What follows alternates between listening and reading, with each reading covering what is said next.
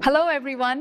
Today, we are going to discuss Semester 7 Artificial Intelligence and Data Science Engineering with Dr. Nil. Thank you, Professor Ananya. This subject is the backbone of computer science and helps students connect theory with real-world electronics. Tactics. That's truly insightful, Dr. Nil.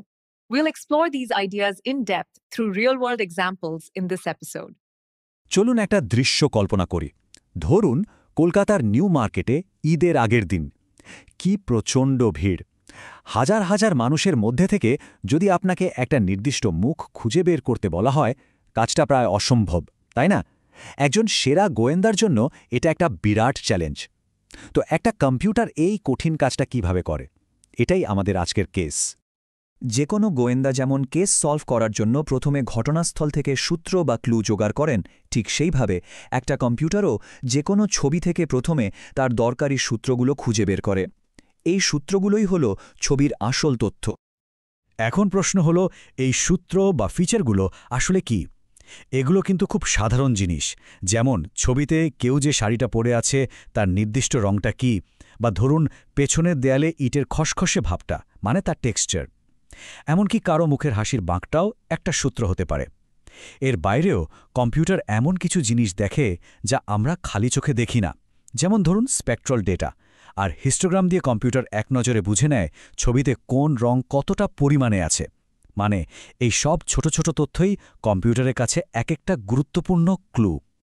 বেশ, সূত্র তো পাওয়া গেল, কিন্তু একজন ভালো গোয়েন্দা এইসব সূত্র হাতে পাওয়ার পর প্রথমেই কি করেন? সরাসরি ফ্যাক্ট ফাইন্ডিং করতে শুরু করেন? না, একদম ঠিক। তিনি প্রমাণগুলো আগে পরিষ্কার করেন, যাতে কোনো ধুলোবালি না লেগে থাকে। কম্পিউটারও ঠিক তাই করে। এই ধাপটা কিন্তু খুবই জরুরি, কারণ অপরিষ্কার বা ঝাপসা সূত্র থেকে তো ভুল সিদ্ধান্ত আসতেই পারে। টেকনিক্যাল ভাষায় আমরা এটাকে বলি ডেটা প্রি প্রসেসিং। ভাবুন তো, একটা ছবিতে কোথাও খুব বেশি আলো, আবার কোথাও ঘুটঘুটে অন্ধকার ছায়া, যার জন্য আসল জিনিসটাই বোঝা যাচ্ছে না।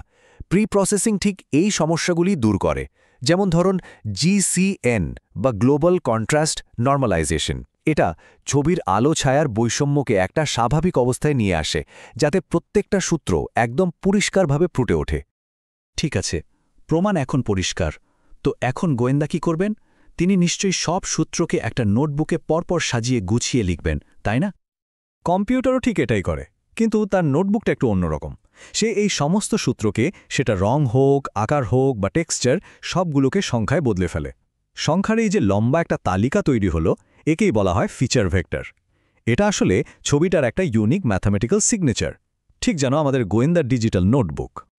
তাহলে পুরো প্রক্রিয়াটা কি দাঁড়ালো? খুব সহজ। কম্পিউটার প্রথমে ছবিটা দেখে, সেখান থেকে জরুরি সূত্রগুলো বা ফিচারগুলো খুঁজে বের করে, আর সবশেষে সেই সূত্রগুলোকে একটা সংখ্যার লিস্টে, মানে ফিচার ভেক্টরে পরিণত করে। ব্যাস, আমাদের কেস ফাইল একদম রেডি। তো কেস ফাইল তো রেডি, এবার আসল মজা শুরু। চলুন দেখি কিভাবে এই কেস ফাইল বা ফিচার ভেক্টর ব্যবহার করে কম্পিউটার আসল রহস্যের সমাধান করে, মানে ছবির আসল বস্তু বা ব্যক্তিকে শনাক্ত করে। এটা বোঝার জন্য একটা দারুণ উদাহরণ আছে, আর সেটা হলো ফেস রেকগনিশন। ব্যাপারটা অনেকটা সিনেমার পুলিশি লাইন আপের মতো, যেখানে একজন সাক্ষী অনেক সন্দেহভাজনের মধ্যে থেকে আসল অপরাধীকে শনাক্ত করেন।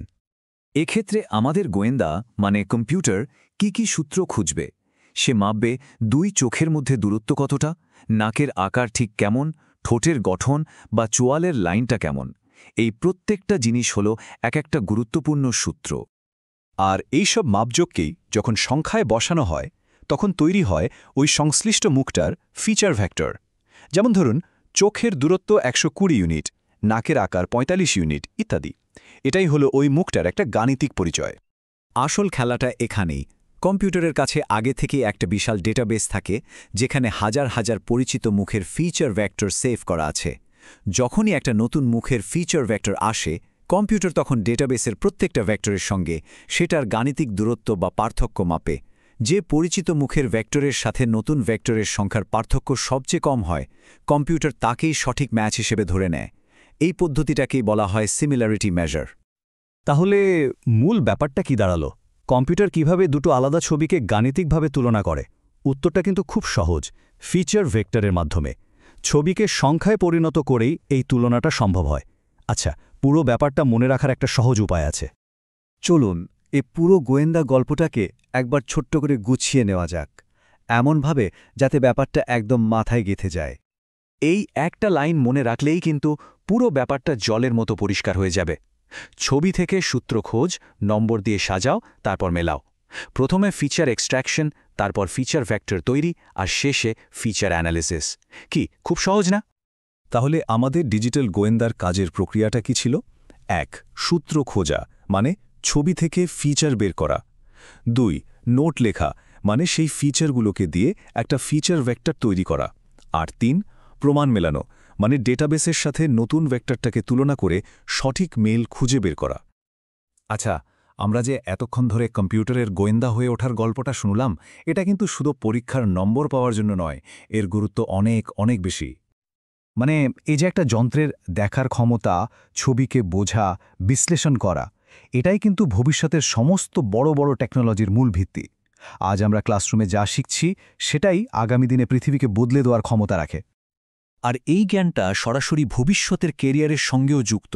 ভাবুন তো, চালকবিহীন গাড়ি যা নিজে থেকেই রাস্তা চিনে চলে, মেডিকেল স্ক্যান দেখে নির্ভুলভাবে রোগ নির্ণয় করা, বা অগমেন্টেড রিয়ালিটি যা আমাদের বাস্তব আর ভার্চুয়াল জগৎকে এক করে দেয়, এই সব কিছুর পেছনে কিন্তু রয়েছে কম্পিউটারের এই দেখার ক্ষমতা। তাহলে শেষ প্রশ্নটা হলো, যদি একটা কম্পিউটারকে গোয়েন্দার মতো করে দেখতে আর ভাবতে শিখিয়ে দেওয়া যায়, তাহলে ভবিষ্যতে এমন কোনো বড় রহস্য আছে যার সমাধান করা সম্ভব হবে না?